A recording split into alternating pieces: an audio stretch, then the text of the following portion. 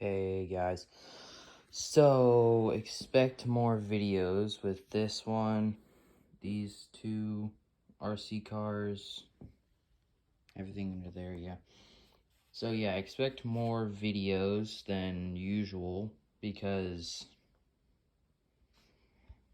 yeah, I'm gonna get into new RC, yeah. So, the problem with this one right now is that I ordered some new limiter straps, which they're aluminum, aka aluminium. And yeah, I need the limiter strap so it doesn't break my axle. But yeah, expect more videos from these coming like very, very soon. And yeah, comment down below what RC car you want to see first. The Summit, E-Revo, or the big UDR Madness. By the way, this one has a name.